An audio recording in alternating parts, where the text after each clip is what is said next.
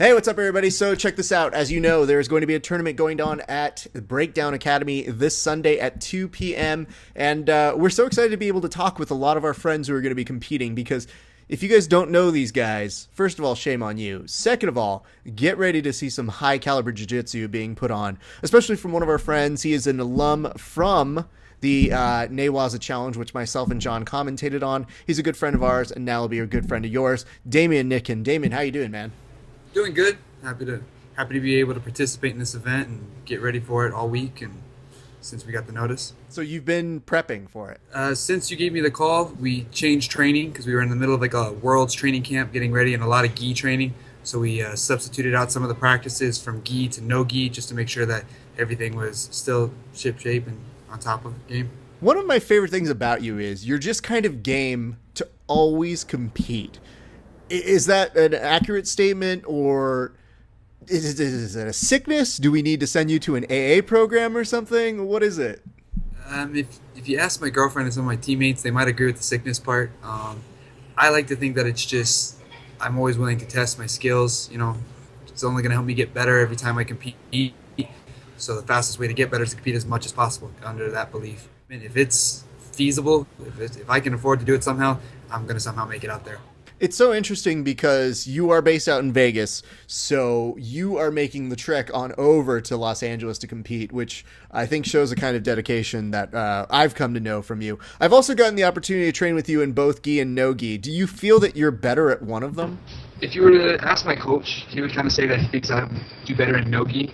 The gi, I have certain things I like to go for more than I like to go for in no-gi, but respectively, I think my no-gi game is a little bit better than my gi just because I can be a little faster, be a little more aggressive, and submissions have to really get sunk in, which means you got to really fight and secure that position. It's weird because, like I said, I've trained with you on both sides, and I don't think you're necessarily bad at one or the other, but I have noticed that you fight a little bit more technical in the gi and you fight a little more nimble and athletic in no gi, and I find that to be a fascinating interest because not a lot of people can do those two extremes. Yeah, like a lot of the no-gi stuff is based around Marcelo Garcia. We try to really implement a lot of the faster games because that's where we want to really push in no-gi. In the gi, because the fact that techniques and you can get tied up with your gi and stuff, we have to kind of slow down a little bit, be a little more technical, and take advantage of the fact that, you know, I'm a little bit stronger than my size lets people believe, so I can really try to put pressure and be aggressive with that. Having trained with you, let's put emphasis on that strength because it's there, kids, and it's real. So one of the things I do like about you, we met when you were doing the Newaza Challenge, and you had a really good run on that one. You were competing, you were putting some really fascinating and awesome experiences together, but that had the same idea of no gi, no time limit, sub only. Is that something that speaks to you, and if so, why? I think it gave me a good concept and understanding of what those kind of events are going to entail and what they're going to need on my part as far as like getting to experience it one time, you know, having experience through the Gracie Nationals as another event. So I'm familiar with the format, so it's not something that's going to kind of new or surprise me. It's not something that might dawn on me as much mentally as somebody else. But I think if anything, I was amongst a lot of good high level company at that event, and that really, if anything, helped a lot as far as my development for my no-gi game and seeing how they're all doing nowadays and knowing that I got better from it. I have to ask this too. What were some of the things that you made improvements on after that? Because you came in as a solid competitor, but I felt like even since then you've leveled up. And just in watching a lot of your clips and stuff that you've put up, and even as you're instructing over at, is it Fight Capital is where you're at? It's Fight Capital Gym out here in Las Vegas. Yeah. I feel like all of those things combined have attributed to nice level ups in your game. But what specifically do you feel like you were able to take from the Newaza Challenge and really start to improve upon? We really needed to improve upon some of our bottom game a little bit more in the no-gi. Footlocks seemed to be something that we saw had a little success with at the event. So we definitely trained it some more and tried to see what else we could expand from and learn from it so that next time we can just catch the footlock. We don't have to sacrifice our knee and, you know, look like we're made of rubber. That doesn't seem like a reliable strategy. That was definitely a choice. You know, we were a little worried about you, but you seemed to be pulling through. And at the end, you realized, as you revealed to us, you were like, "Oh, my arm's been a bum," and I was like, "Your arm? Nobody was talking about your arm. They were talking about your knee." Yeah, no. Since that event too, since that discovery through that event, I've definitely tried putting my feet through the ringer and seeing how flexible they'll go, and it's definitely proven to be quite a helpful tool. It's definitely helped me a lot in Nogi. I've been able to catch a couple guys off guard who trading feet, and their feet just aren't as flexible. So like I said, that was definitely big to take away from there and work on. The other big thing too was working the takedowns, because I think like a lot of us, we pulled guard, or not many of us got quality takedowns at the event, and that's something I feel like was really underutilized at the event. Now, I know a lot of people know a little bit about you as a competitor, but where did this all begin? Where did you find out that you had this addiction known as jiu-jitsu? Because I know that I say that some people are addicted to it, but I know for a fact you are. So where did that happen, and how did that happen? It pretty much happened when I started basically getting in an MMA fight with my cousin, because he was introducing me to MMA, and we went in the garage and put on those like little bag hitting gloves that have no padding, and he knocked me out. Oh no! Yeah, and mind you, I was like probably just about to become a freshman in high school, and I didn't ever want to lose to him again. I was very competitive with him, and so I thought, okay, he's already got the advantage in striking, so let me get the advantage on the ground. And afterwards, I was like, okay, I got to keep training, got to train jiu-jitsu. So I started learning jiu-jitsu first out of a book. Of all books, it was Ken Shamrock's biography. And then I eventually found Fight Capital, where I started learning under Ranson Shepard after calling him out by accident, not knowing he was the coach. Whoa. How did you call him out? How do you call somebody out by accident? No, we need to stick on this, because I'm very particular when I call somebody out. It's a very pronounced, like, Damien, I feel you are weak at X. I don't think I've ever accidentally called somebody out. I asked him if he wanted to roll, basically. He was coming upstairs to do a private lesson with one of my now good friend and teammates, Garrett Wallace. And I was like, hey, do you want to roll? Because I didn't get to really take too many of the classes due to my schedule, because I took the bus to the gym and stuff.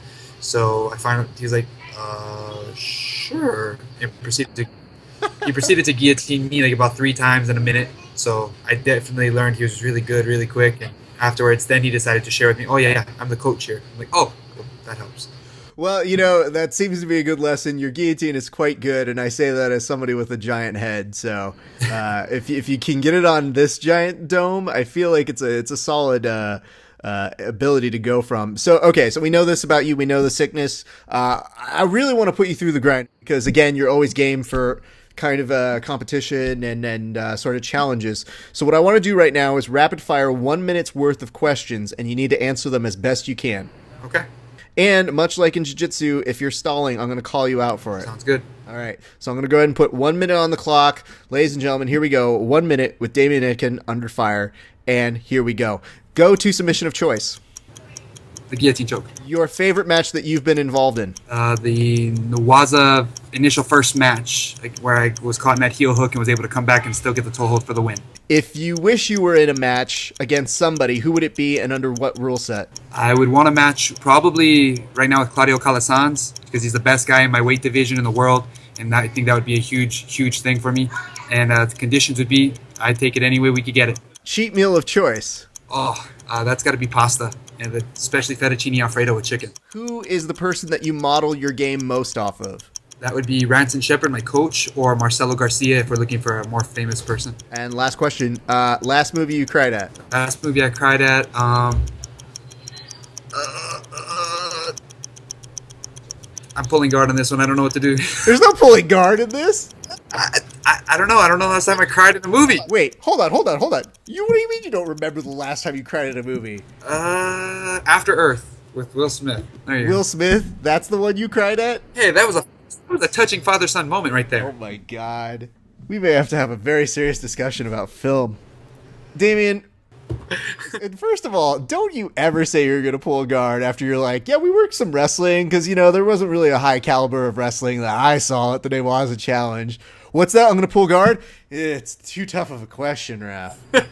Well, listen, one of the things that we always admire about you is that you are so game for the cause. You're always down to compete. You're always down to train.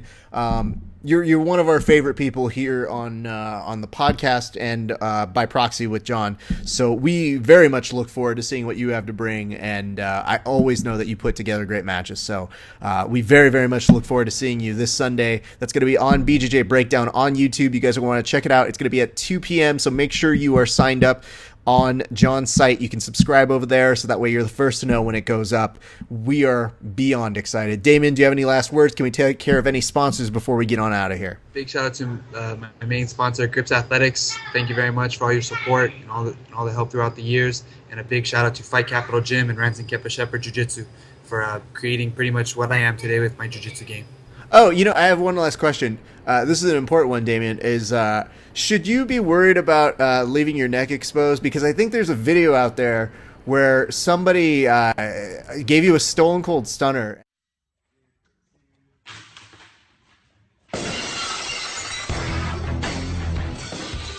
Really, they ended up getting a pin on you too.